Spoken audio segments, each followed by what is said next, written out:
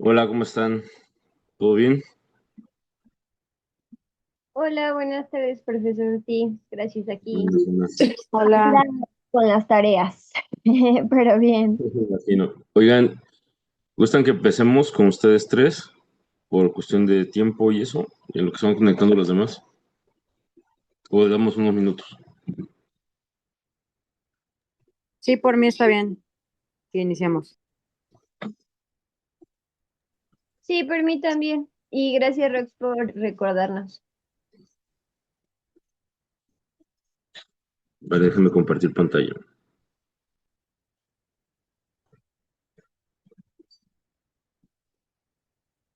Ok, hoy es nuestra última clase y vamos a ver, pues, como una forma muy rápida, vamos a ver tres temas que nos hacen falta y vamos a empezar con el concepto de muerte en México, o para los mexicanos y mexicanas. ¿Cuál es el concepto o cómo perciben ustedes el concepto de muerte aquí en México?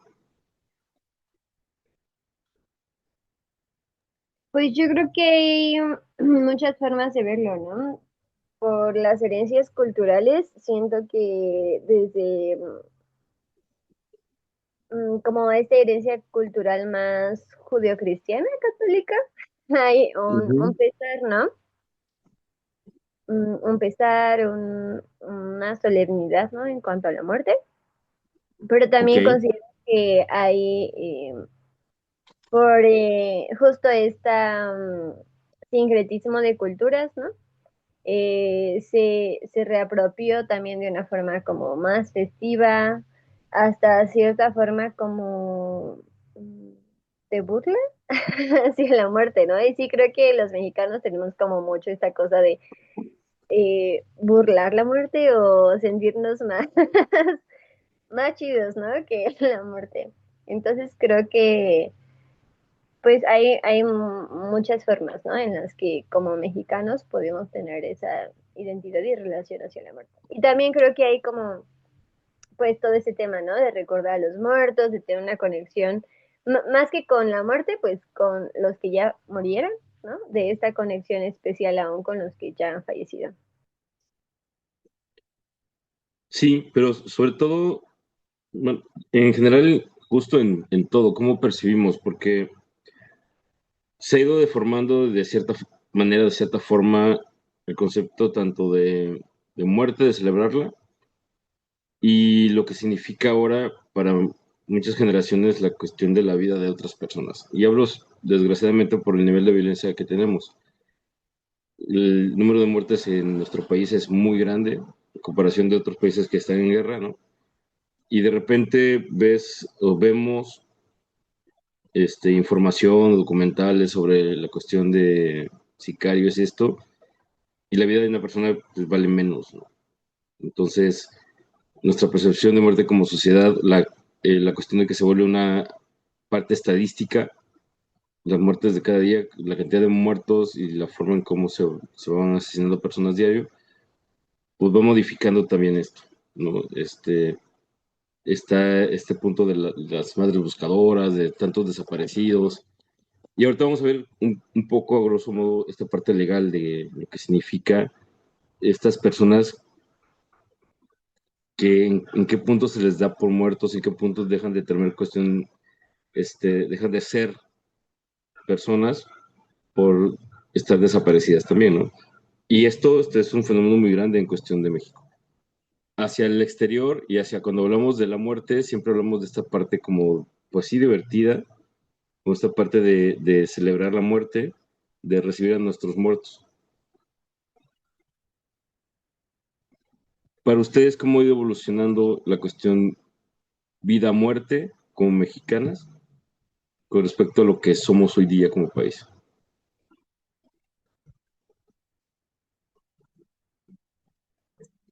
Hoy estamos muy acostumbrados a la cuestión de dejarlo aislado, la parte estadística también. ¿La parte qué? Estadística de los muertes diarias.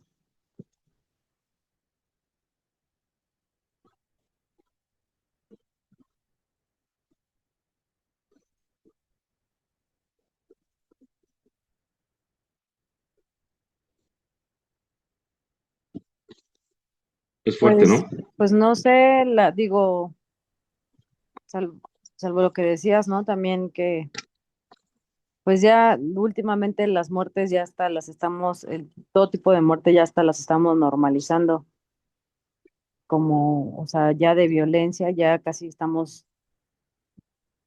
normalizando muchas cosas y parece ser que también nuestra capacidad de sorprendernos de las barbaridades que suceden de las personas que mueren, pues sí, eso, ¿no? Ya no hay casi, ya no nos sorprenden muchas cosas. Y pues tal vez eso ha ido, pues haciendo o mermando esas tradiciones, ¿no? Bueno, esa muerte que tal vez no toda siempre natural, pero que no era como está haciendo ahorita, ¿no? De que 200 o 300 cuerpos encontrados en un lugar y qué haces, ¿no? Con esas muertes y ya no se puede hacer no siempre todas ¿no? Las madres buscadoras, pienso, pueden llevar a cabo sus rituales que en un momento dado y caso llevarían porque pues también a veces ni cuerpos hay, ¿no? Entonces, pues es muy difícil. Digo, todavía creo que en gran parte del país se puede conservar eso que decía Meyali, ¿no? Pero pues sí, ya está, tal vez hasta podría desaparecer, ¿no? En cierto modo, en algunos lugares, el poder hacer esa ritualística o esa cosmovisión de la muerte por el tipo de muertes que están sucediendo. Definitivo. Es importante tener la información con respecto a la historia de nuestro territorio, por decirlo de una manera, de nuestros ancestros y de dónde venimos. Y decir, es importante recordar, pero pues no estuvimos ahí. Pero así como la información que nos han dado. ¿Por qué? Porque México, como tal, todo lo que hoy conocemos como México, o los pueblos originarios que, que forman gran parte de la cultura de México, pues la parte de la violencia, la parte de la muerte ha sido como muy marcada. Hay que recordar que se hacían sacrificios humanos para tener una cuestión de equilibrio en cuestiones cósmicas, cuestiones hacia la naturaleza, hacia ciertos dioses. Entonces, el llevar a las personas hacia cierto límite o hacia cierta muerte que no son naturales, pues ha existido. Había muchas guerras en cuestión de las diferentes castas y los diferentes pueblos. Si han tenido la oportunidad de entrar al Palacio Nacional, hay un mural muy grande. Entrando del lado izquierdo, en el segundo piso, donde está dibujado un tianguis en la época prehispánica y hay una señora que está entregando un brazo, creo que es. No me acuerdo si es una pierna o un brazo, que lo están comprando. Porque en aquel entonces, históricamente, no existía mucha proteína animal. Entonces, cuando los guerreros iban a las guerras, los muertos servían pues para poder alimentar. El pozole se dice que pues llevaba carne humana. Entonces se comían esas partes de los guerreros para obtener cierta proteína, porque lo que más había aparte de los cholescuintles pues era venado, hasta que llegaron los españoles o los europeos y trajeron otro tipo de animales, ¿no? Como el cerdo y así. Entonces, históricamente como sociedad tenemos un legado de violencia bastante fuerte, ¿no? Por eso a veces no nos asusta o no nos sorprende tanto cierta información con respecto a, porque tenemos un pasado que ha sido marcado constantemente. De ahí las diferentes guerras como la independencia, revolución, la guerra cristera, que nadie habla sobre eso, ¿no? En las escuelas no se enseña sobre la guerra cristera, no sé si ustedes conocen esa historia, han escuchado sobre ella.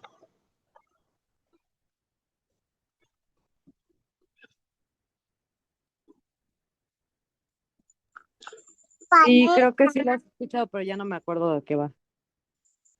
Los demás. No mucho, no mucho medio recuerdo.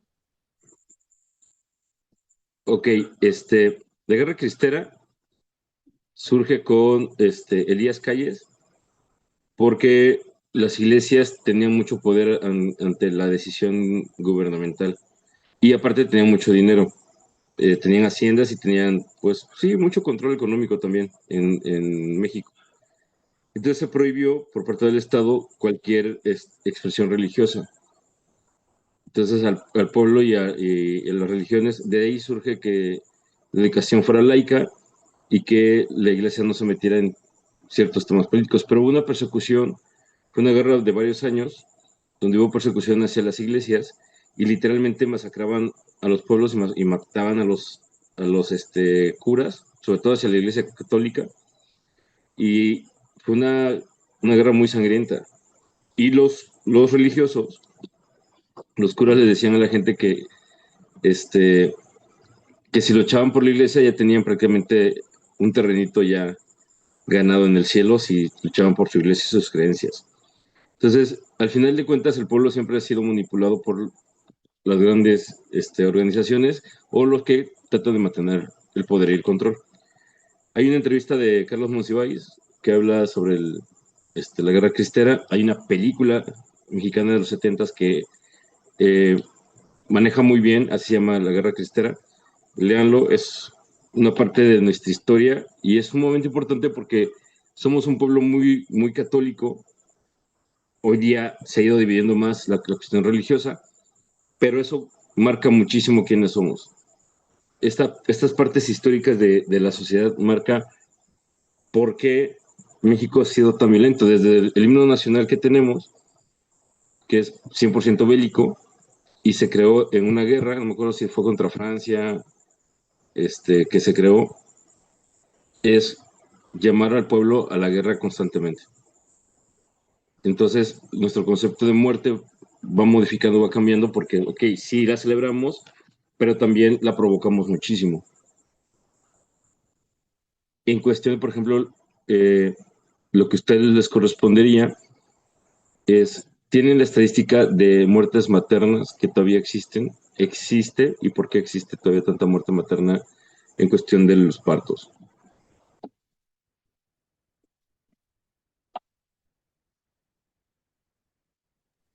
¿Me puede repetir la pregunta, profe? Pues, pues Sí, sobre puedes. las... Ajá, adelante, Rox, perdón. Rosalba es que pregunta que por qué existe tanta muerte materna y los datos. Pues muchos son, digo, ¿no? Por hemorragias, pero yo también digo que pues también puede ser mucho por esa falta de información de las mujeres pues para poder prevenir. Muchas ni siquiera saben identificar señales de alarma o factores de Ok. riesgo. Entonces, eso influye mucho. Este, influye también, pues, la verdad, la atención oportuna en los hospitales e incluso la calidad, ¿no? Este, de la atención. Porque si estamos en el 2025, que ya casi se va a acabar, sigue existiendo ese tipo de detalles.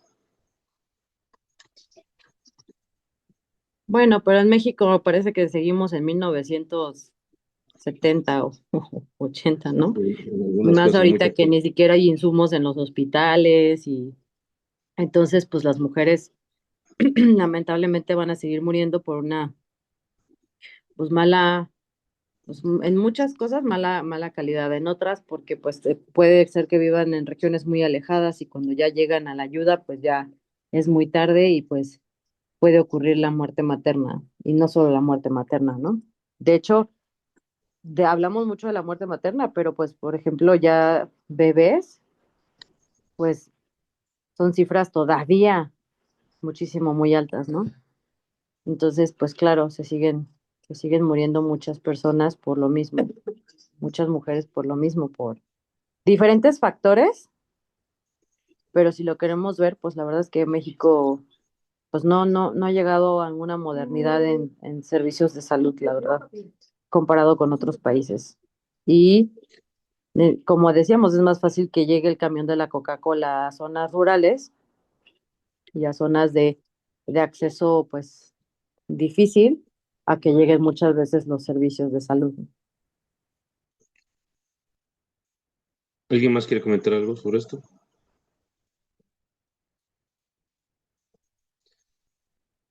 Ok, hablamos de los servicios de salud público, porque hay hospitales modernos que tienen la calidad, pero así cuestan y son muy caros.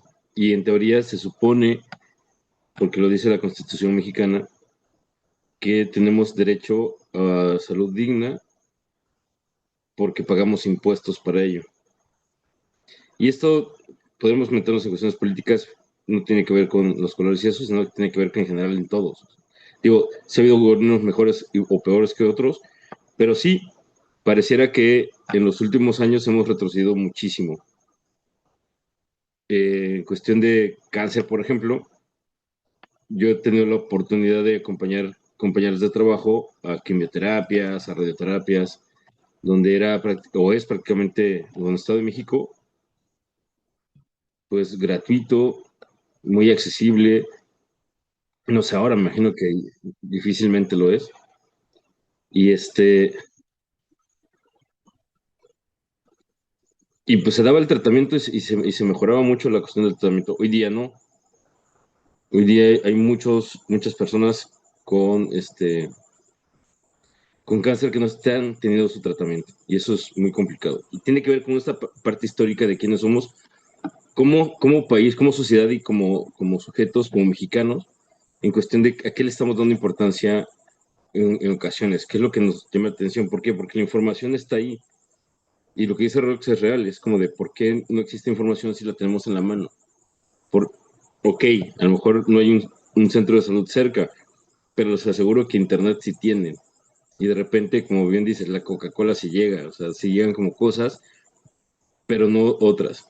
Entonces, digo, no quiero dar muchas vueltas en eso, pero sí es entender de que la muerte como mexicanos, sí la vemos de diferentes panoramas, es tan variable porque si nos quedáramos con la parte prehispánica, sí tiene sus rituales, tiene su importancia, pero también tenía su grado de violencia.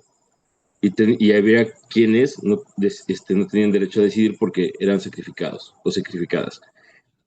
Y una vez que llegan la parte occidental, los españoles, pues hay una mezcolanza. Ahora vemos danzantes con la Virgen de Guadalupe en la espalda, vemos hoy día, esta semana, empezamos a ver ya muchas personas en bicicleta, vestidos de manta, vestidos como personas indígenas, pero adorar una tradición muy católica. Entonces empezamos a deformar o a mezclar mucho la cuestión, las diferentes culturas. Ya, por ejemplo, la cuestión Halloween lo tenemos súper marcado ya. En esta zona de Quintana Roo, por ejemplo, es muy raro las tradiciones mexicanas. No se siente el ambiente navideño, no se siente el ambiente de Día de Muertos, y sí toda esta cuestión gringa, ¿no? Este, pero cañoncísima gringa. Así que pues eso es lo que somos o lo que determinamos hoy día con respecto a ser mexicanos. Pero bueno, en cuestión teórica, el concepto en México como lo tenemos, sí tiene Hay que ver nada con la más cuestión. una cosa, Sí, dime, es que no sé quién es Elizabeth Mauricio porque no tenemos ninguna compañera que se llama Elizabeth Mauricio. ¿dónde está? No sé. Hola Elizabeth, ¿quién eres?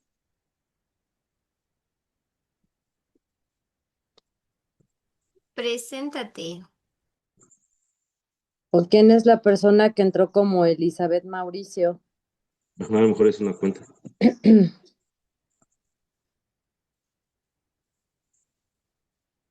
Si no, pues supongo que habrá que sacarla. Elizabeth, ¿quién eres? Dice Caxi por ahí en el chat que es ella, es su otra cuenta, algo así. Acá sí.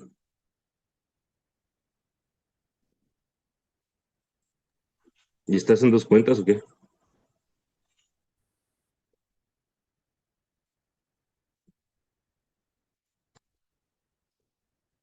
Ok, continúo.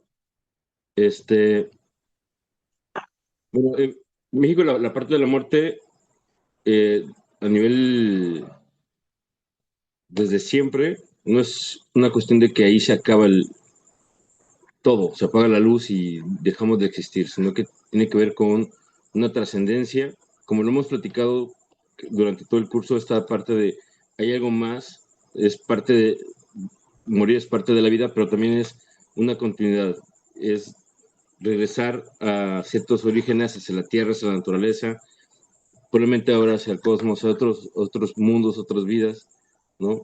Eh, lo que mencionamos, que ya se mezclan muchas culturas, es una celebración, es una fiesta, también ya es ya somos una estadística como muerte en México, entonces hay que entender que somos todo esto, y hablando de la estadística, era eso, es la muerte fetal o la muerte de infantes, la muerte materna, tratar de que no solo sea una cuestión estadística, es cuáles son los motivos, aunque los conocemos todos, pero que ustedes puedan tener también claro de la población en la que están, con la población con la que trabajan, y dentro de esta población es qué es lo que afecta más, qué es lo que hay que trabajar para que no, estas muertes, uno, que se reduzcan, que no sean tantas, y dos, cuáles son los factores que hay que atacar y hay que trabajar y hay que modificar para que la muerte, por lo menos en el ramo en el que ustedes trabajan, pues sea el menos, ¿no?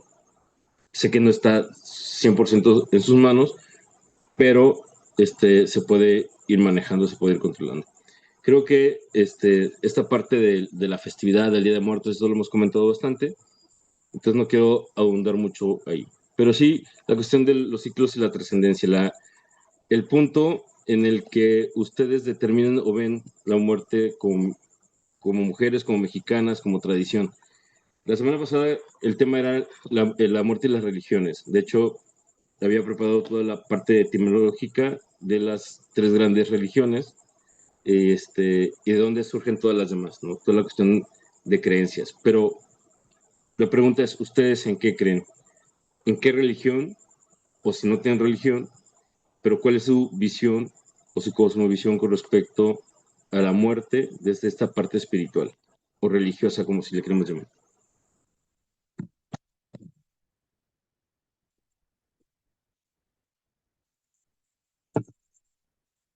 Y si es pregunta para cada uno.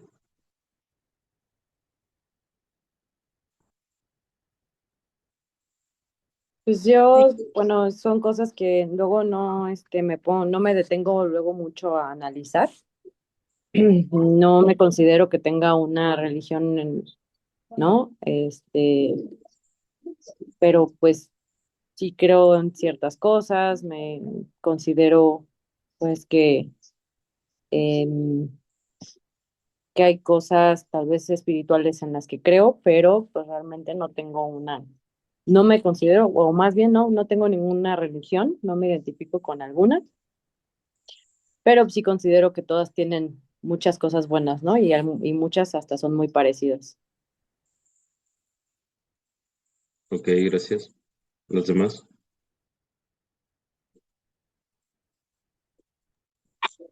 Ajá, en mi opinión, pues yo soy de la religión católica. Uh-huh. Pues el llegar a ese proceso de la muerte es como que vamos a trascender a otro plano, pues, espiritual, pues nuestra alma puede ser la que va a viajar y es la que va a estar, con el Creador. Ajá. Es nuestra perspectiva que tenemos nosotros en nuestra religión, ajá, que vamos a llegar, vamos a descansar al lado de nuestro Creador. Entonces, como que ya vamos a dejar, va a iniciar como una vida, ¿no? Al lado de,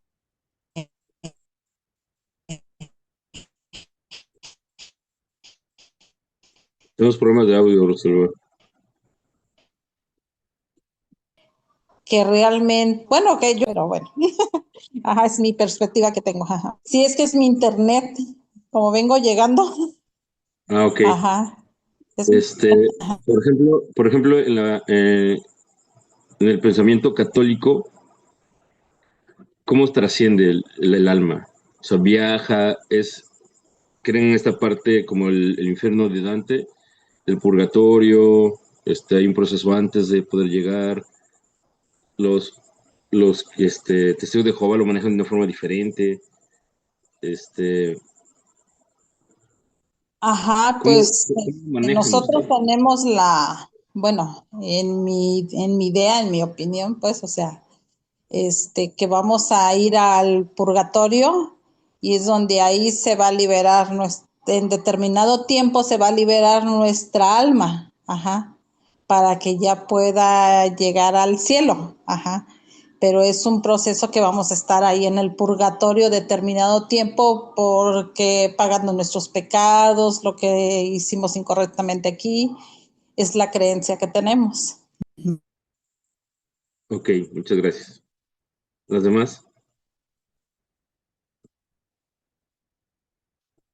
¿En qué creen? Eh, yo en mi caso soy evangélica. Ujú. Mm, Ok, Creo que hay un Dios, bueno, una Trinidad. Eh, ok. Creo que existe una vida después de la muerte, que no hay un retorno hacia esta vida como tal, o el alma que retorne, ¿no? O sea, que se Son una va, ya sea, reencarnación. ujú, ni en reencarnación, ni que lo del Día de Muertos tampoco, o sea, no.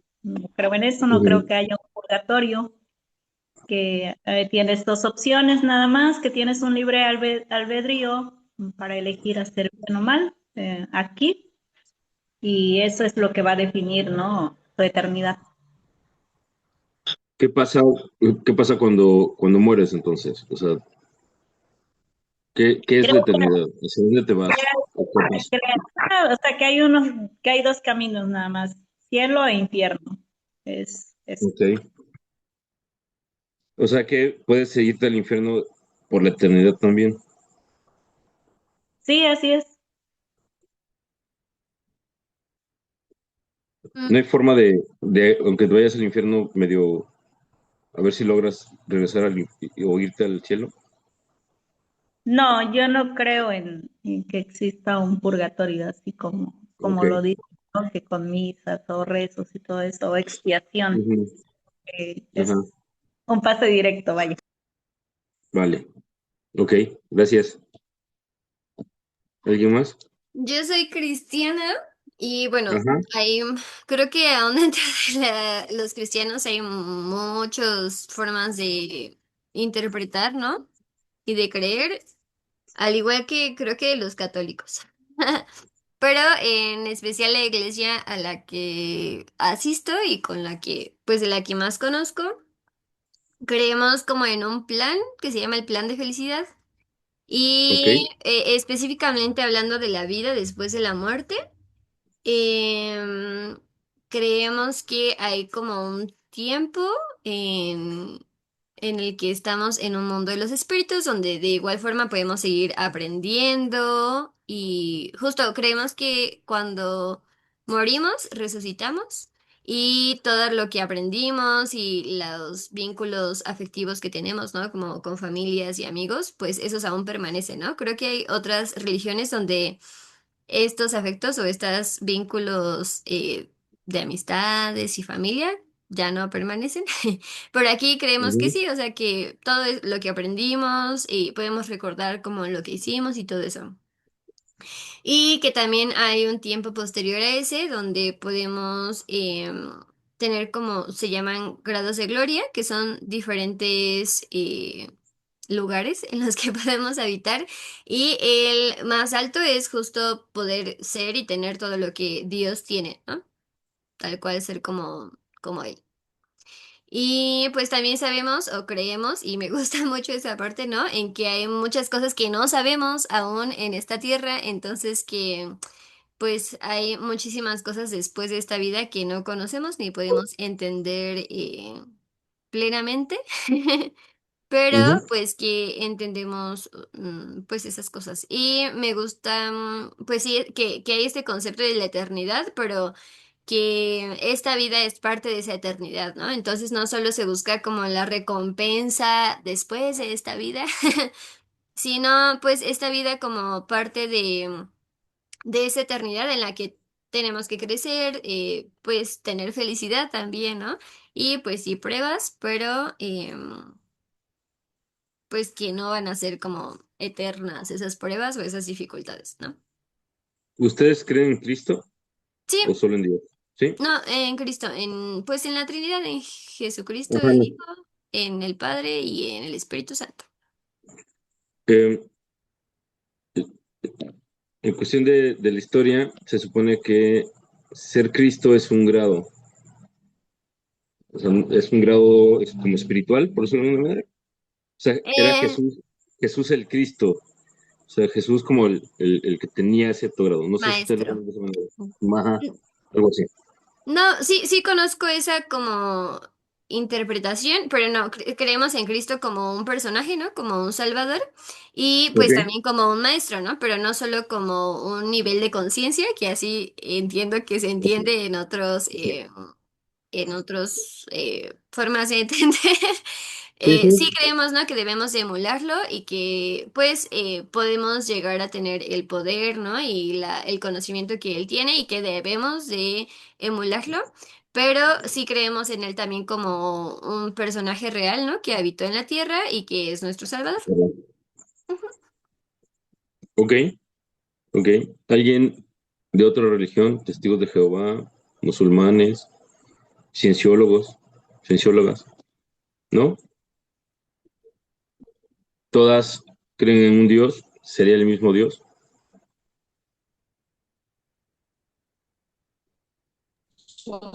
Sí, pero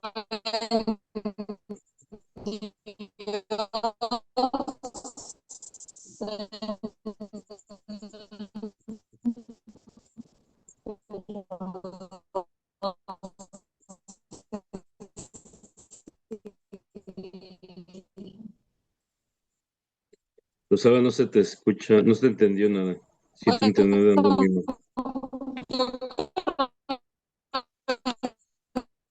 un Dios, no sé si sea el mismo, pues.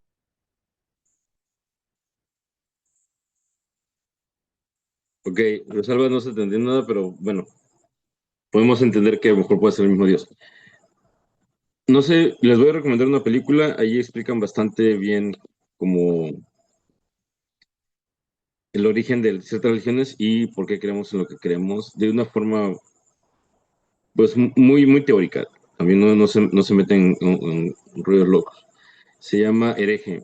No sé si la han visto. Está marcada como película de terror, pero es terror psicológico. No es una película de terror, pero sí la cuestión de información a nivel religioso es bastante importante y bastante buena.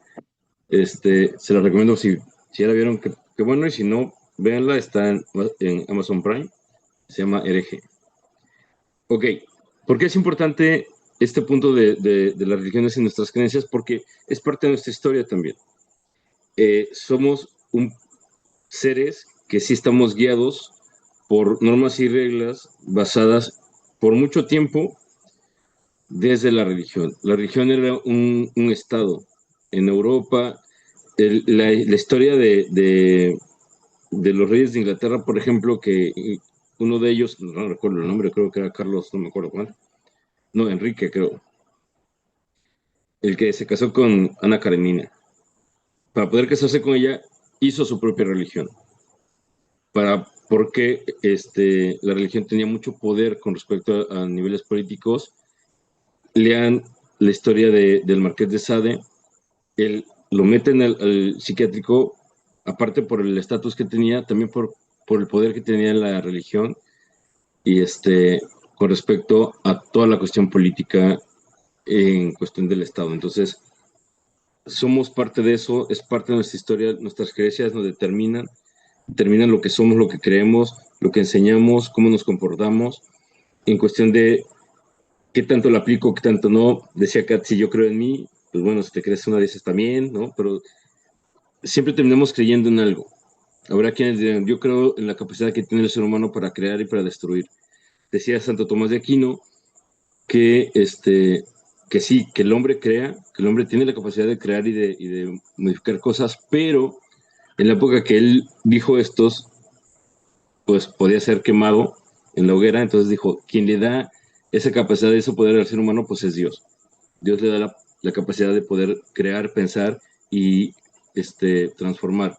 Es la silla en donde están sentados, las computadoras o las tablets del teléfono donde están, pues son creados por el hombre, pero quien le da esa iluminación de ser creativo es Dios para muchas religiones o también muchos filósofos.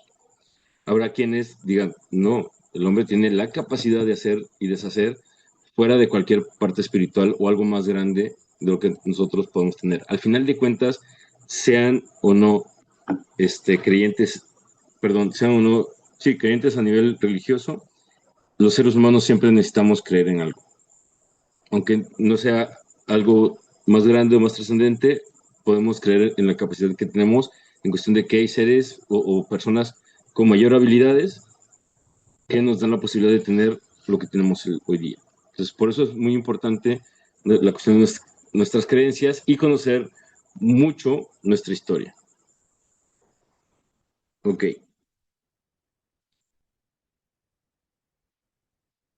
¿Alguien me ayuda a leer esta parte, por favor? Vamos a ver algo más terrenal, que es la parte jurídica. Yo no me voy a meter mucho, no soy abogado, pero sí es importante entender que este punto existe y que nos determina también. Dice, los aspectos jurídicos de la muerte abarcan el fin de la personalidad jurídica, la extinción de derechos y obligaciones y la regulación de la sucesión de bienes. Legalmente, la muerte se certifica mediante un acto médico y se registra en un acta de defunción, que da inicio a procedimientos como la transmisión de herencias y la liquidación de deudas. Otros aspectos incluyen la regulación de delitos relacionados con la vida, como el homicidio. Ok, ¿qué entendiste? Pues, bueno, es muy fuerte para mí leerlo porque justo, incluso, Ujú. ¿no? Como futura partera, hablamos mucho de los derechos de los bebés, o bueno, de los recién nacidos, de los neonatos que ya están fallecidos, pero pues que tienen derecho a ser acompañados, ¿no? Por sus mamás, si ellas lo desean, ¿no? A tener una sepultura digna, etcétera. Entonces se me hace como, pues sí, interesante y también muy fuerte leer, pues como al morir, mediante alguien que lo diga, ¿no? Alguien que tiene la autoridad para decidir cuándo mueres, este terminan ahí tus derechos, ¿no? Y pues también pienso mucho en, que creo que también tiene que ver con lo que platicamos al principio culturalmente, esta cosa súper lucrativa de la muerte, ¿no? A mí me impacta mucho cómo hasta la fecha sacar fotografías de gente fallecida en calles, en accidentes, en asesinatos, sigue siendo un gran negocio pues ay, se me fue la palabra, de morbo, ¿no? Como los periódicos siguen vendiendo tantos periódicos y llamando la atención solo porque en sus portadas tienen pues personas fallecidas, ¿no? Que dices, bueno, y tienen, ¿cuál es el derecho, ¿no? De esta persona ya muerta a no ser exhibida de esta manera, ¿no? Eh, Hay una canción que me gusta mucho de Caloncho y es como un testamento, pero justamente en esta parte, ¿no? Que dice, pues no quiero que me tomen fotos y que los exhiban y que mi familia vea esas fotos que jamás van a poder borrar de sus mentes, ¿no? Como pensando en la forma en la que vaya a fallecer. Y es muy lindo, ¿no? Como habla de cómo para él significa morir, lo que quiere, lo que espera, pero toca ese tema, ¿no? Que a mí se me hace muy fuerte. Y pues eso, la forma, los puntos legales a lo que uno ya no está obligado cuando muere. Ujú. Gracias, amigo. ¿Alguien más quiere comentar sobre lo que se leyó? Esta es la parte, pues, totalmente, pues, básica humana. Como bien lo dice, tiene que ser determinado por un especialista con respecto a determinar si todavía están los signos vitales activos, que normalmente son médicos, este, para determinar la hora de la muerte, investigan el origen o por qué murió, no si puede ser una enfermedad o si encuentran a alguien y para eso hacen las autopsias para determinar qué fue lo que falló. Y civilmente se hace un acta de defunción, que es la que determina y asegura que esa persona ya trascendió, ya murió, y de ahí, justo como lo menciona, pierde pues prácticamente pues todos sus derechos, pero también pierde todas sus obligaciones. Entonces, se supone que hay deudas que no son heredadas porque finalmente eran de esta persona. Entonces, hay algunos préstamos, algunos créditos que marcan que una vez que muera la persona, ahí muere el crédito. Hay algunos que no, hay algunos que se aprovechan como de eso y tratan de heredarlos. Pero legalmente, pues así como pierden derechos, pierden sus obligaciones ante la sociedad, ante esta sociedad que nosotros mismos hemos creado, ¿no? Entonces, no va más allá que ver las partes legales de la cuestión de herencias, ¿cómo se llama? La cuestión de los bienes, quién se lo queda, quién no. Es importante siempre tener como muy, muy, muy claro si tenemos un bien, si tenemos algo, a quién se lo vamos a dejar, por qué, y dejarlo muy claro, porque, pues sí, son cosas que se han trabajado durante mucho tiempo y que no falta quien se aproveche de ellas. Lo que mencionas con respecto a las fotografías y la privacidad, el morbo vende muchísimo. Siempre, siempre, siempre, siempre, siempre. Por eso los noticieros marcan estadísticas de muerte todo el tiempo, muestran videos, la cuestión de la tragedia en nuestro pensamiento es lo que más se vende. O sea, somos seres muy morbosos en el aspecto de que, por eso la pornografía también vende mucho, la parte sexual vende mucho, porque tiene que ver con lo prohibido. Entre más nos lo prohíban, más lo quiero tener. Entre más lo prohíban, más lo quiero ver. Entonces, hoy día, lo que sí es real es que ya no hay censura prácticamente. O sea, ya vemos en diferentes programas, diferentes videos, diferentes plataformas, pues en lenguaje lascivo, groserías, pornografía, muchas cosas. Ya está al alcance de todo el mundo.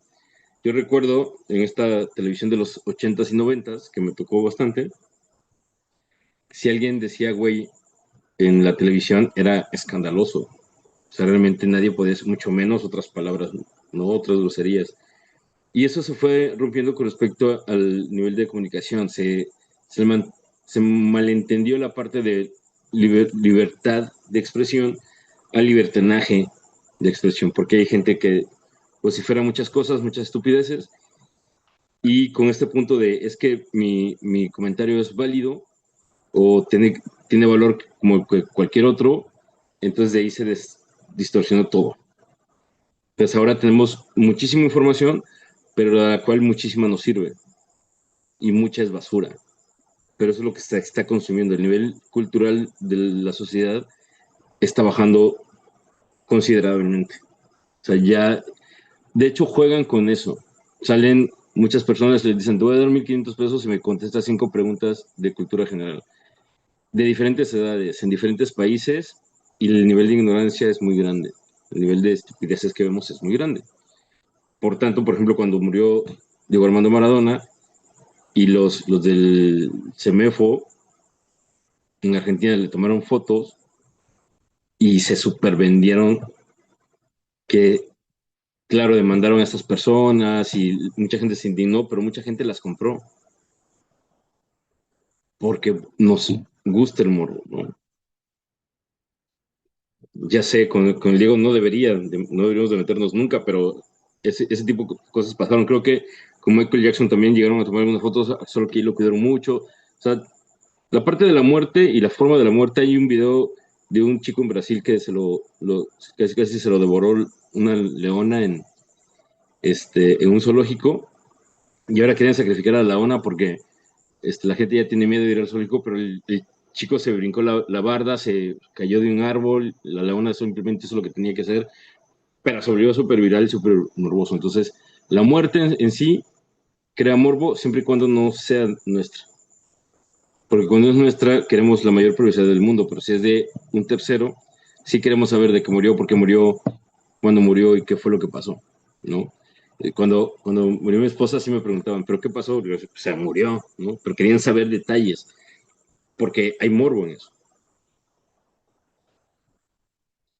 Así que debería de existir como más regulación con respecto a la privacidad, con respecto a la muerte, cosa que no existe, ¿no?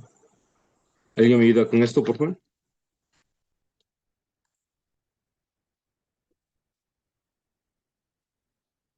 Fin de la personalidad jurídica. La muerte Gracias. natural o declarada legalmente extingue la personalidad jurídica de un individuo, cesando su existencia para el derecho. Se pierden derechos y obligaciones personales, así como ciertos contratos que se extinguen con el fallecimiento, como los de sociedad o mandato. El estado civil del cónyuge cambia a viuda o viudo. Pues lo que estábamos comentando, ¿no? Finalmente, una vez que morimos, pues desaparece toda esta parte, pues legal y toda esta parte civil que determinaba nuestra forma de ser y de actuar. Tenemos un contrato, el contrato del matrimonio. En ese momento, pues, tenemos un compromiso. Se dice, es una persona casada, es una mujer casada.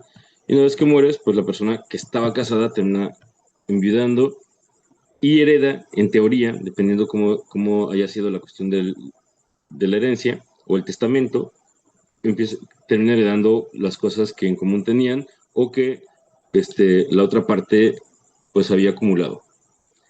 Pero también esta parte jurídica, por eso se protege mucho. Hay unos que se casan por bienes separados, bienes mancomunados, o es como cada quien lo suyo y venga, ¿no? Viene la cuestión de los hijos y existen dos o tres parejas. Se le da de repente ahora mucha protección también a cónyuges que no estuvieron casados, pero que estuvieron cierto tiempo con la persona. Entonces, como la cuestión religiosa, también nos guiamos y nos determinamos de una parte jurídica muy importante, que es lo que le da en teoría, pues orden a esta sociedad en la que estamos, o a los diferentes tipos de sociedades en las que estamos. Y dentro de esta parte legal, marcada la cuestión de la muerte, hay una muy importante que en México todavía no está permitida, pero que dentro de lo que nosotros somos como individuos, podríamos o no decidir, y lo pongo en la mesa, que es el siguiente y último tema, la eutanasia. ¿Qué opinan de la eutanasia?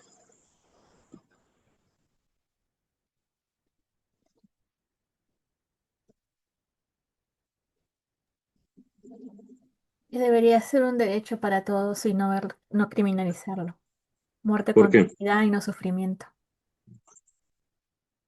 ¿Por qué tendría que ser un derecho?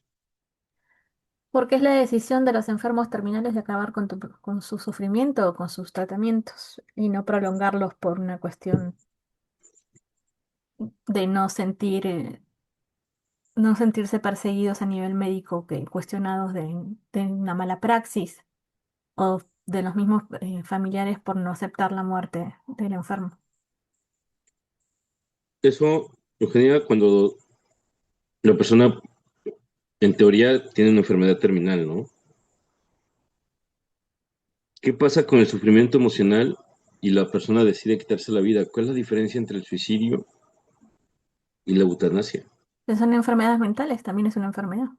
Es una enfermedad, pero no lo médicamente, como no es una cuestión física, lo determinamos como suicidio y se marca, está en el DSM-5, que es nuestro El manual. DSM-5 también dice que los homosexuales es una enfermedad.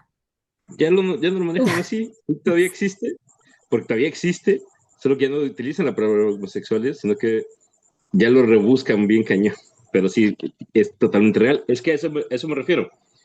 En cuestión de viene la discusión moral de hacia dónde estamos parados dentro de esta decisión de cortar la vida, ¿no? Porque finalmente las enfermedades emocionales y hoy día son mucho más fuertes. Entonces o sea, es igual de válido decir, quiero cortar mi vida a una cuestión legal como la eutanasia, por una enfermedad emocional, igual que a una enfermedad física. Tendría que ser los mismos derechos. ¿Qué opinan todas? Pues yo creo que es muy complicado, ¿no? Y que justo por eso hay eh, todo esto de la bioética, ¿no? En la actualidad. Em, Pienso en que es complicado cuando a lo mejor yo nunca he estado en una posición que me lleve a desear eso, ¿no? Y al no estarlo es pues complicado, ¿no? Saber qué lleva a una persona em, Ujú. a desearlo, ¿no? O a quererlo. En primer, en primer lugar, ¿no? En segundo lugar, a veces digo como, pues está bien, ¿no? O sea, creo que si es una decisión, ¿no? A la que alguien quiere llegar, está bien, pero me pregunto como, ¿qué tal que esa decisión la quisiera tomar alguien que es importante para mí, ¿no? O Ajá. algún paciente, algún usuario o usuaria, ¿no? Que yo desde mi perspectiva, no sé, como profesional de la salud, considere, ¿no? Que pues tiene habilidades, recursos y posibilidades, ¿no? De tener una buena vida o de vivir, ¿no? Y por otra parte, pues también está el pensar que justo, ¿no? ¿Qué es lo que se necesita, ¿no? Para tener una buena vida? Sí, solamente los aspectos mentales, emocionales, físicos, ¿no? Y aquí es cuando, aunque, no sé, a veces no es tan bueno comparar, pero en este caso lo comparamos, ¿no? ¿Y cuántas personas hay que a lo mejor no tienen habilidades motoras, pero tienen los recursos suficientes para llevar una buena vida, ¿no? Pero tienen los recursos suficientes para no sufrir por necesitar que alguien les cuide, ¿no? Entonces ahí es cuando también me cuestiono, pues a lo mejor tristemente hay muchas personas que sí sufren muchísimo, ¿no? Por no tener los recursos, las habilidades o las circunstancias y pues aún así estas personas tal vez ni siquiera tengan acceso, ¿no? A pagar un proceso de eutanasia, ¿no? O a que se les brinde un proceso de eutanasia. Entonces, pues creo que son muchísimos factores que creo que antes de estar garantizando que alguien pueda acceder a a la eutanasia, tendríamos que poder cubrir en su totalidad el garantizar los derechos para la vida, ¿no? Y entonces nos podríamos preguntar, pues, si es necesario garantizar la eutanasia, ¿no? O al garantizar los derechos para la vida, pues tal vez ya no sería un riesgo, ¿no? El legalizar la eutanasia porque las personas que quisieran tomarla, pues ya no tendrían que, o sea, no tendrían estas otras limitantes, ¿no? Para decidir vivir. Hoy día, con diferentes estudios, se puede determinar si el bebé viene con algunas dificultades o si va a nacer por ejemplo, con síndrome de Down o diferentes cosas. Y pues prácticamente en México el aborto es legal, creo que ya en todo México. No sé si faltan uno o dos estados, pero ¿qué opinan, por ejemplo, de eso? ¿Cómo, cómo podremos por qué la sociedad ya está determinando que a lo mejor una persona que pueda nacer con algún tipo de síndrome no va a tener la posibilidad de, como bien lo mencionabas, ¿no? Y me estoy yendo desde antes de que nazca.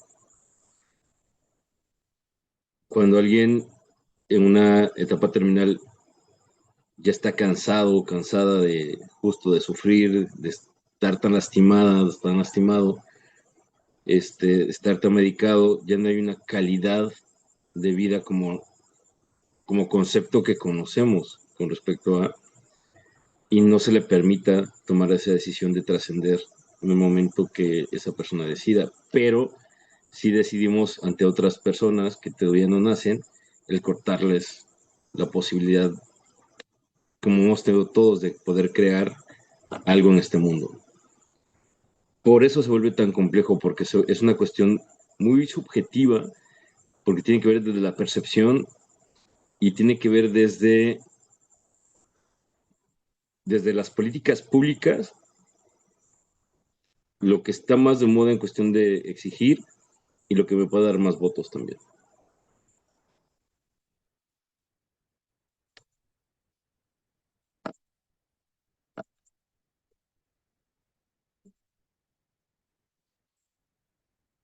¿Alguien me dio a leer la definición de eutanasia, por favor? Y ahorita seguimos comentando.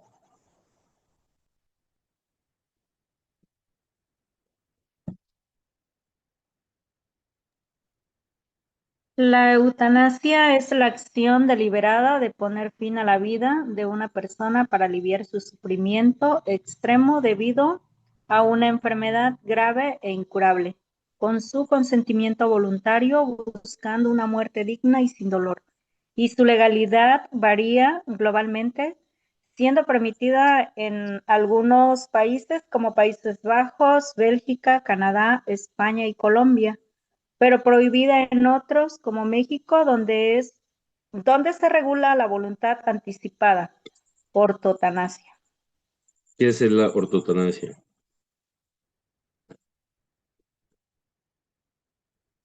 Perdón, no lo escuché. ¿La ortotanasia qué es? ¿Lo saben? Es un concepto, pero según lo que leí es o sea, es como si firmaras un documento donde pides que case. Sí, Donde pides que pase que es que se corta tu comunicación.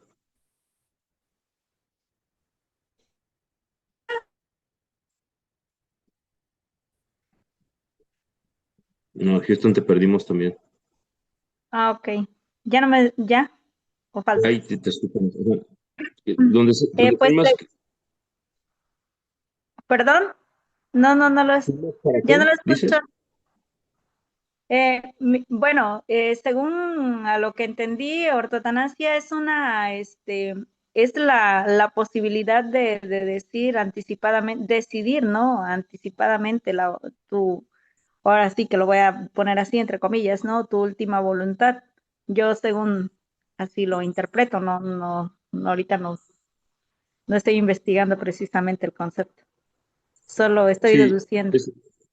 es la capacidad, o sea, en México no se permite la eutanasia, o sea, que la muerte asistida, pero se permite que la persona deje de llevar un tratamiento.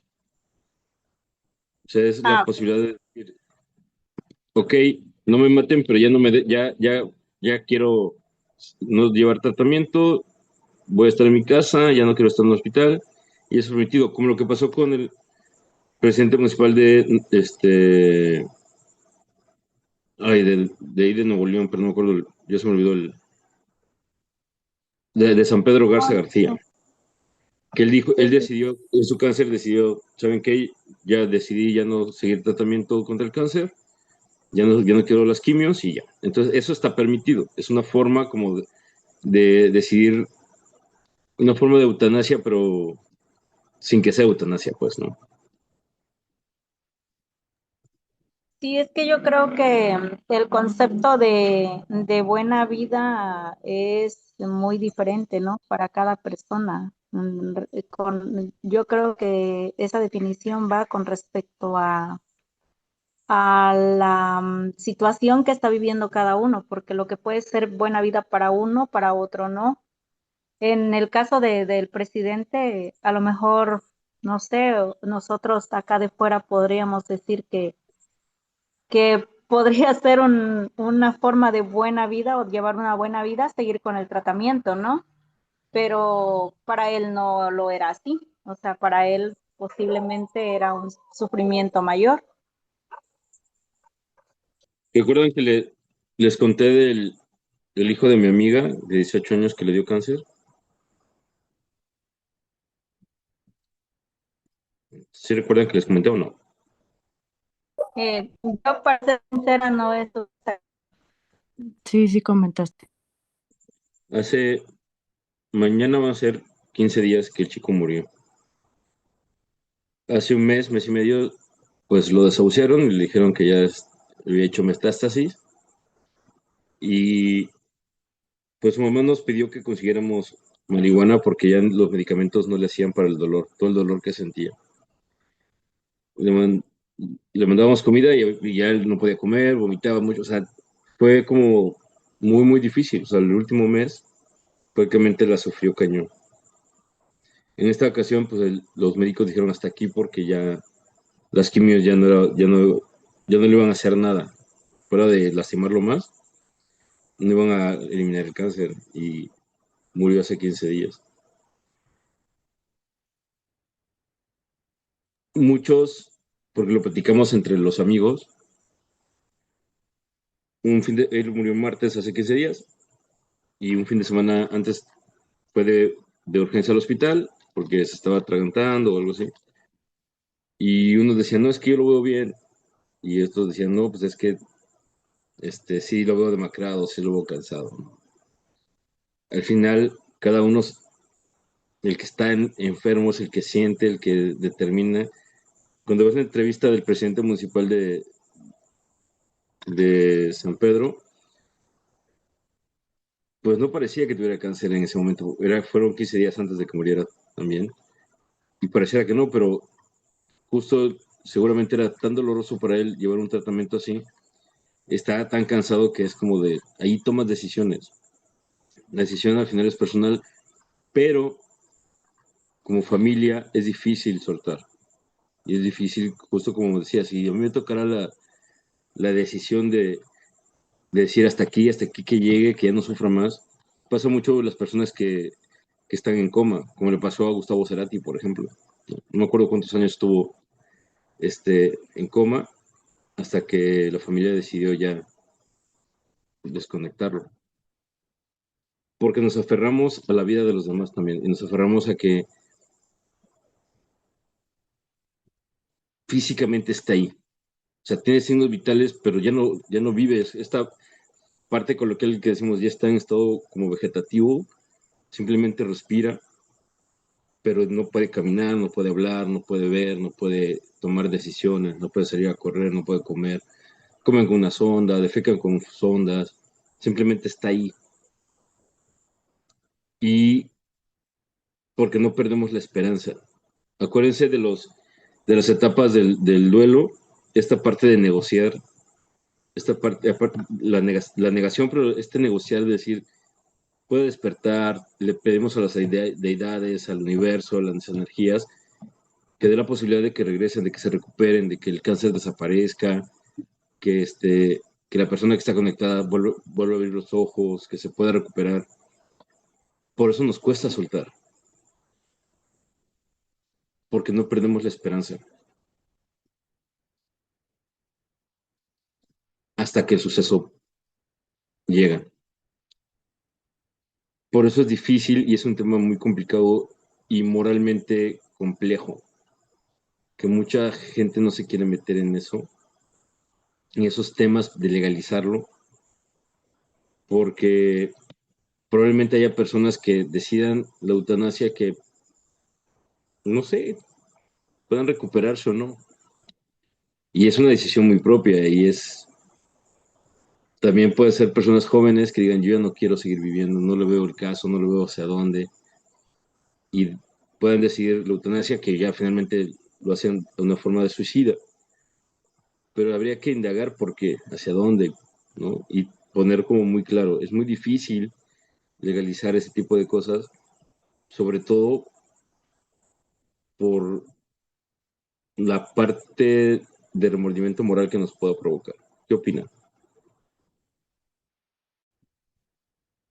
Sí, es como comentó Ameyali, ¿no? no sabes cómo va, o sea, desde afuera quizás podemos emitir una opinión, pero no sabemos cómo vamos a reaccionar en dado caso nosotros estemos en esa situación, ¿no? Porque también podría, o sea, decir, en mi caso es un tema muy ambiguo, como lo mencionó, el tema de aborto, que cómo se Ujú. puede legislar o decidir en estos temas y en la eutanasia, ¿no? O sea, el fin es el mismo, aunque en el aborto no esté llamado como tal, ¿no? Pero el fin es el mismo. Pero yo creo que ahí no sé qué es lo que cabe, que hace que sea más difícil, ¿no? Que se tome esa decisión para legislar ya en esos temas.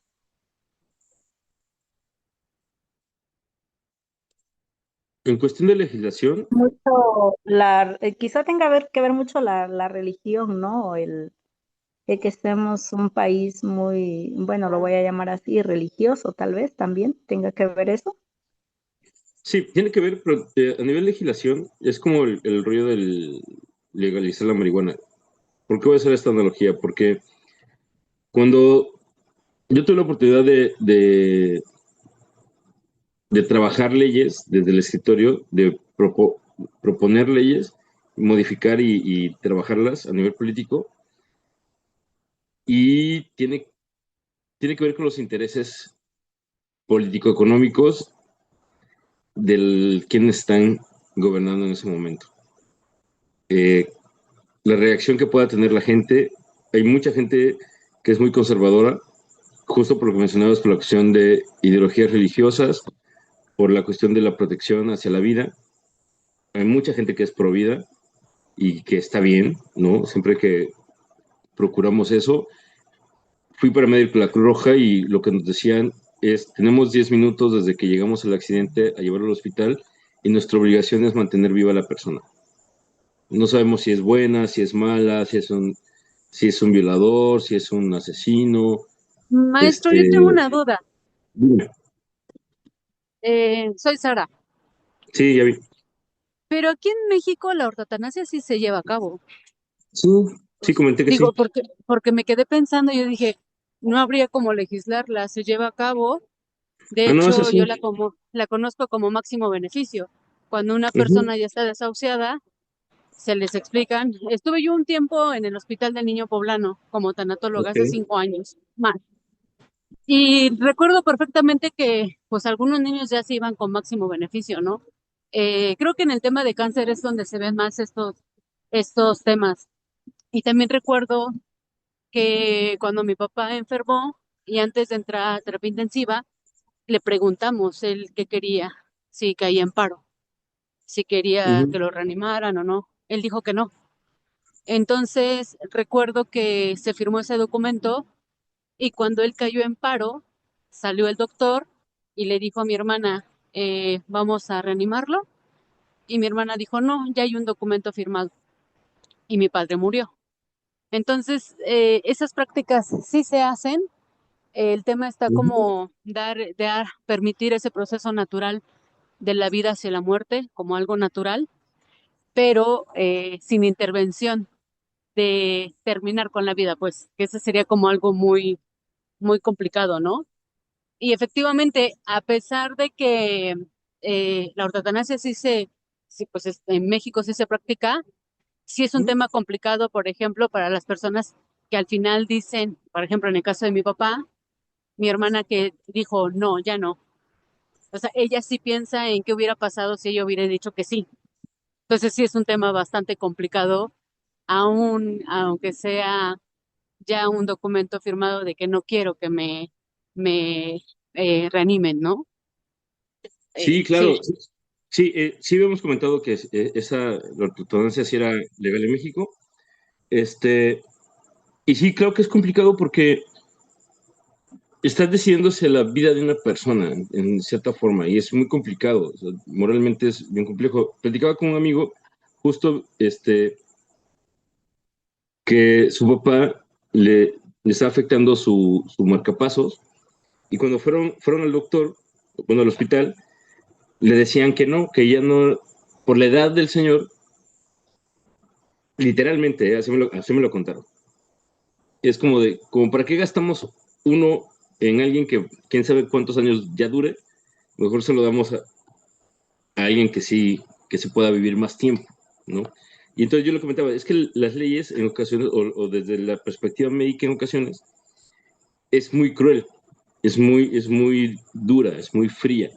Cuando hay un desastre natural, un terremoto, una explosión, un accidente, se hace la triada no, se me olvidó la palabra, no es la triada, es otra cosa. O creo que sí, no me acuerdo. Bueno, seleccionas a los pacientes de acuerdo Se a la hace el gravedad en triage, la que están. el Gracias, triage se gracias, hace. gracias. Sí, seleccionas a los pacientes de acuerdo a la gravedad en la que están, que puedan seguir siendo, después de ese accidente, después de la recuperación, pues funcionales ante la sociedad. Literalmente así de frío es esto. Mi amigo peleó mucho para que se le dieran, movió contactos y el hospital le puso el nuevo marcapasos a ese señor y ahí está todavía, ¿no? Son sus casi 90 años. Porque tiene que ver con ese nivel de aprehensión de decir, o sea, nosotros no lo podemos ver así de frío como la parte legal o la parte de la economía o la parte de a quién le conviene más que a otro, porque son nuestra familia, porque son las personas que queremos, las personas que están con nosotros y pues es difícil soltarlo. Es mi papá, ¿no? Es mi mamá, es mi hermana, es mi hija, es mi hijo, es como, ¿por qué? Y entonces nos peleamos contra este sistema. Pero al final creo que es importante, si la persona tiene toda la capacidad de decisión ante su vida, respetar toda la capacidad de decisión hacia su muerte también. Es súper difícil, pero es una decisión muy propia. ¿Qué opinan? Ya casi terminamos.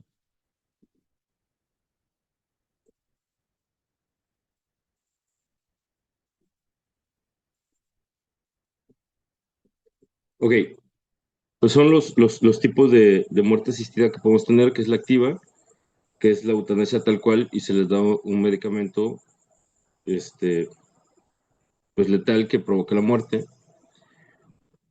La pasiva, que es lo que mencionábamos, como retirar este, esos aparatos. Bueno, en este caso, personas que puedan estar en coma, por ejemplo, que le pasó a Gustavo Cerati, es como desconectarlo, como se dice coloquialmente, quitarle el respirador, quitarle este, estos aparatos que lo siguen manteniendo con vida. Y pues suicidio asistido se menciona porque la misma persona se toma el medicamento o la sustancia que lo pueda, que lo lleve hacia la muerte, siempre guiado y determinado por un médico, ¿no? Claro, desde una cuestión legal y esto en los países donde está permitido. Esta parte, sí, de asistir la muerte, en México todavía no. Entonces, hay casos en los que creo que debería ya de aceptarse, pero pues va a ser muy difícil. Estamos, creo que al años luz de poder aceptar ese tipo de cosas. Y sí tiene que ver con nuestra cosmovisión, con nuestro pensamiento, con nuestra forma de ver y aceptar la vida y la muerte también, ¿no? Y estoy hablando como población, como pueblo, como México, como tal. Y tendrían que también regularse muchas cosas, mejorar otras, como la seguridad en general. Hay cosas que socialmente pareciera que son más importantes, pero no deja de ser importante esto también, ¿no? Y en Y general, una, espera, una, ¿puedo hablar? Es que aquí hay dale, dale, mucho sí, ruido afuera, ¿sí? dale, dale. Algo que se me hace muy importante como del estado en el que nos encontramos, que es un estado de derecho, hay que Ujú. recordar que estamos en un estado laico. Entonces se me hace como muy interesante cómo el Estado y la iglesia o las instituciones eh, pueden manipular, pueden decidir sobre el cuerpo, ¿no? Entonces, el hecho del aborto a mí se me hace una apropiación del cuerpo. con independencia del sistema de creencias, ¿no? Ujú. Decidir el cuerpo de la persona, y también la eutanasia es la apropiación del cuerpo en el cual el Estado no tendría por qué entrar. Digo, entra porque legisla, pero no debería de entrar como un juez moral, y mucho menos la iglesia, ¿no? Entonces a mí se me hace importante porque precisamente esa apropiación del cuerpo es quitarle al Estado el que pueda gobernar a partir de ciertas creencias, el que ciertas personas con sufrimiento no puedan en ese momento concluir con su sufrimiento, ¿no? Que es concluir con la vida. Entonces, yo no sé si es concluir con la vida o concluir con el sufrimiento. A mí me parece que es más concluir con el sufrimiento, ¿no? Entonces, sí se me Sí, hace como vamos por importante ahí. que si el Estado tuviera esa visión de decir, yo como Estado laico no puedo eh, oponerme a las decisiones que tomen las personas en función a su sufrimiento, y que ellos se apropien de su cuerpo y por lo tanto de sus decisiones.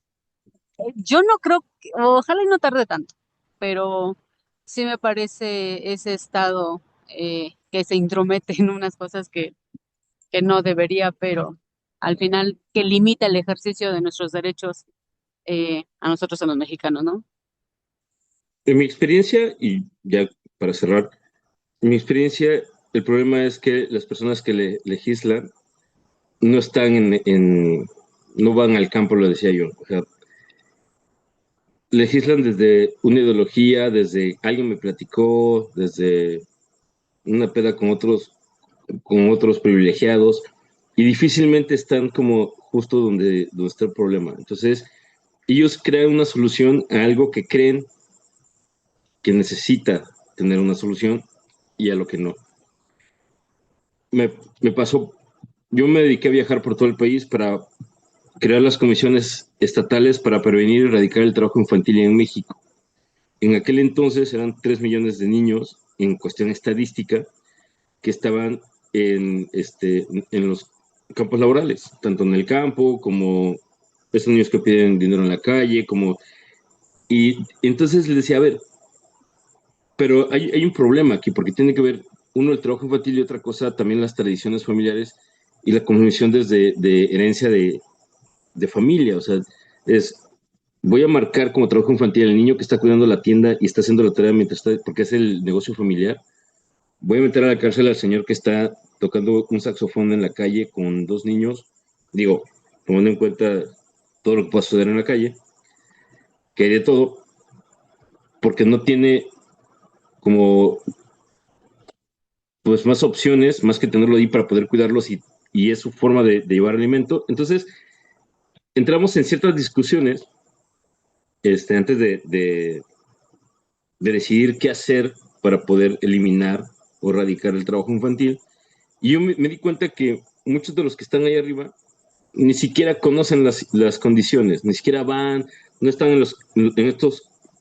Hay una migración interna en México de estados del sur hacia el norte para la agricultura, donde hay campos que tienen como cuarterías y ahí están, pues, papá, mamá, con niños que no van a la escuela. No se pueden a trabajar los niños en el campo, pero se quedan ahí porque los papás tienen que estar todo el día recolectando elemento que jitomates, que naranjas, que no sé qué. Les pagan 2 pesos y van por temporada y regresan a sus casas, ¿no? Pero toda esa parte, entonces lo que hizo el Estado en aquel entonces era poner escuelas en esos campos para que los niños en esa temporada no perdieran las clases, por ejemplo, y no en todos. Algunos tenían mejores condiciones, otros no comían, había mucha desnutrición. Y eso, lo que hacían las legislaciones o proponían las leyes, no lo veían. Solo decían, hay una estadística que hay muchos niños trabajando y que quitarlos de trabajar. ¿Qué hicieron? Y ahí fue donde se metió Rosario Robles un problema, es, vamos a bajar la pobreza en México. Una parte de que se marque que una familia es pobre es que tiene piso de tierra. Entonces, ¿qué hicieron? Pónganle cemento a la casa. Una torteada ya. Estadísticamente, esa casa ya no está en pobreza extrema. todo lo demás sigue sin luz, sigue sin nada, porque así se maneja el gobierno. Estoy entrando como en temas y cosas que yo vi, que yo palpé, ¿no? Entonces, por eso a veces creo que hay ciertas normas, ciertas reglas que van a tardar mucho porque no se sensibilizan, porque no están ahí, no lo analizan, esto de vamos a crear foros para entenderlo, no, yo ya tengo la ley porque me conviene políticamente, porque me va a dar más votantes, porque me va a dar más dinero, porque los empresarios, siempre va a haber alguien más importante que otro. Y ese es en el país en el que vivimos, es tan grande, es tan complejo, es tan diverso, que poder crear ese tipo de leyes, por eso la marihuana no se ha legalizado todavía, porque hay muchos intereses y nadie quiere entrar con el rollo de, pero es que son drogas que matan, el alcohol también mata, el cigarro también mata, pero son legales y al final creo que la marihuana mata menos, ¿no? O no mata, medio pendeja, pero... Entonces, pero desde ahí vamos. Entonces, en este tema, qué bueno que ya se permite el hecho de decir, yo no quiero tratamiento, yo me quiero ir a mi casa, voy a hacer yoga, voy a hacer otras cosas, pero yo no quiero estar en este tratamiento y quiero una muerte digna. Y es un gran avance.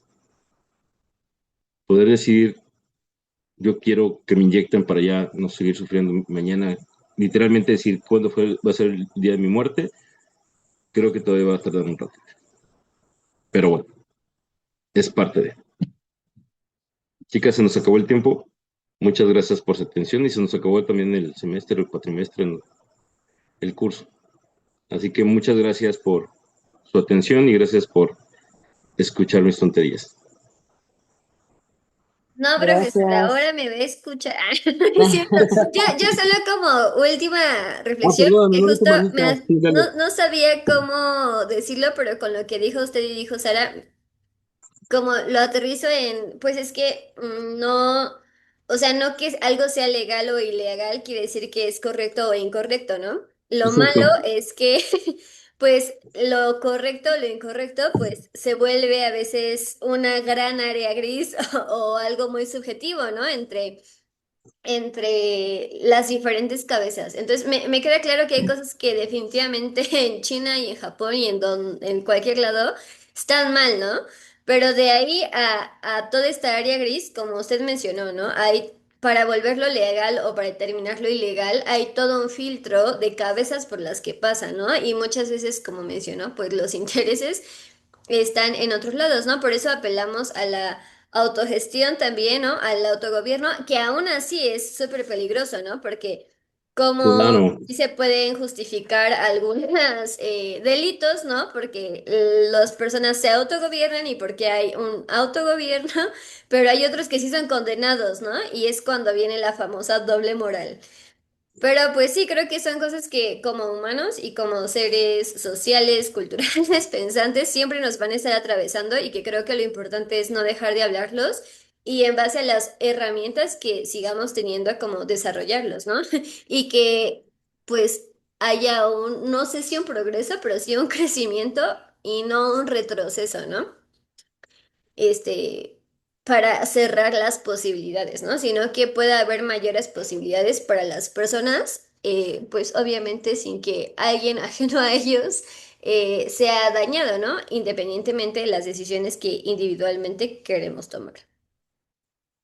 Un tiempo pensé que si las cosas se hicieran como yo las veía desde mi percepción, la vida podría ser mejor para muchas personas. Por eso se vuelve peligroso este autogobierno, porque tenemos percepciones distintas, formas de ver las cosas diferentes, necesidades distintas. Entonces, encontrar un punto medio, gobernar un país como México es tan complejo, pero tan complejo. Por eso, en teoría, no tendría que haber una sola cabeza que decidiera. Por eso se supone que los estados tienen autonomía, son libres y soberanos para crear también sus leyes locales y modificarlas. Por eso es importante la democracia, por eso es importante que haya puntos de vista en contra, porque si no, las dictaduras pueden funcionar, sí, claro, pero en un país tan complejo como el nuestro es muy complicado, porque es la decisión de uno hacia toda una población. Digo, no quiero entrar como detalles más directos hacia la política, pero si dentro de un núcleo familiar, por ejemplo, lo que comentaba Sara con la muerte de su papá, decidió la hermana porque el papá había dicho que ya no quería que lo reanimaran, pero ¿qué hubiera pasado si se ponen al tú por tú de no, no, no, no, yo sí quiero que lo revivan y no, y entonces hay una gran discusión, pudo haber Ah, existido pero, un pleito pero, enorme, ¿no? pero aquí quiero comentar algo. Ujú, Cuando sucedió eso, yo le recomendé a mi mamá y a mis hermanas preguntarle a mi papá. ujú, Entonces, mi papá decidió que sí, tengo una hermana súper extra religiosa que ella decía que no. Entonces yo hablé con mi mamá y le dije, oye, mamá, vamos a ver esto. Hablamos con mi papá, mi mamá y yo. Mi papá nos dijo y nosotros les informamos a todas que esa era la decisión de mi papá. El punto difícil era quién iba a estar en ese momento cuando se tomara la decisión. Porque decíamos, si está la más grande, va a decir que sí lo hagan, no respetando la palabra de mi papá. No estuvo ella, pero a lo que voy es que sí hubo una conversación previa, sí hubo una concientización, sí hubo un tema de, a ver, se van a tomar decisiones, son las decisiones de él, y la más grande dijo, ok, pues a quien le toque tomar la decisión, pues es la que le toque, la que esté en ese momento, ¿no? Entonces, pero sí se habló previamente, precisamente para no tener esos conflictos de que quién decidió bien, quién decidió mal, si se tenía o no tenía la culpa. O sea, nadie le reclamó a mi hermana, la que tomó la que en ese momento cuando mi papá cayó en paro y ella la estaba cuidando, nadie le hizo ningún reclamo. Sin embargo, ella sí sintió culpa y lo trabajó. O sea, ella sí lo claro. trabajó. Pero yo sí, la verdad, pedía que a mí no me tocara, ¿eh? Yo sí decía, ojalá ella a mí no me toque. Pero no, Sí, bueno, claro, no me porque tocó, le tocó a ella, pero sí se habló previamente y se llegó a acuerdos. Se habló con mi papá. Mi papá fue el que tomó la decisión, nosotros solo la respetamos. Ujú. sí, pero y al final es eso, son tomar decisiones complejas de situaciones complejas. Ahora imagínense hacia todo un país. Y voy a terminar con esta última cosa que me tocó estar en el Senado trabajándolo un poco en mesa de discusión. Y desde aquel entonces estoy hablando del 2014 aproximadamente, 2014, ya se hablaba de darle seguridad social a las trabajadoras domésticas. Entonces, que si tú contratabas a alguien que te limpiara la casa, le dieras seguro. Y yo puse algo sobre la mesa y dije, ok, yo voy a poner el ejemplo de la señora que va a trabajar a casa de mi madre. Este, se llama Porfiria, no sé si sigo viva, pero se llama Porfiria. Este, y les decía, ella va a casa de mi mamá y es una de tantas casas a las que ella va a trabajar, porque no va todos los días, va una o dos veces por semana, y así van las demás. ¿Quién de esas cuatro o cinco casas que va a la semana le va a dar el seguro? Y puede pasar que haya familias que digan, yo no me quiero meter en problemas de asegurar a nadie, de que si se accidenta, que si no sé qué, mejor la dejo de contratar. Y así pueden empezar muchos. Ese es el problema de legislar desde la creencia, desde la falta de conocimiento y desde ciertos privilegios que tienen algunos gobernantes que viven en un México diferente al que nosotros vivimos.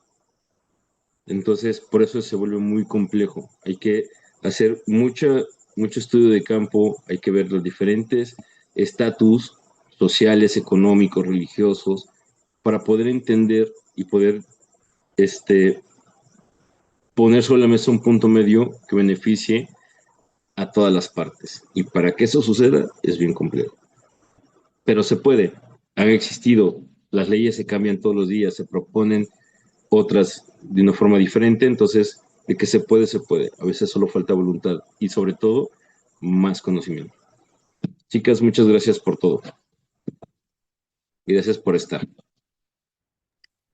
Gracias a Gracias. usted, maestro, por transmitirnos también pues sus conocimientos, en su sentir también, su forma de ver la vida, la percepción, su perspectiva. Como Muchas gracias. mucho, pues, hace, ¿cómo decir, no?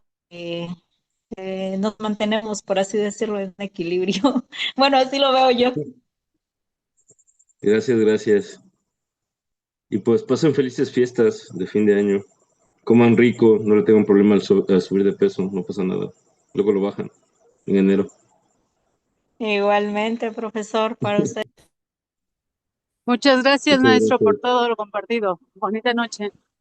Bonita noche, gracias. Gracias. Bye. Chao, Descansen. gracias. Bonita noche, bye. Linda noche.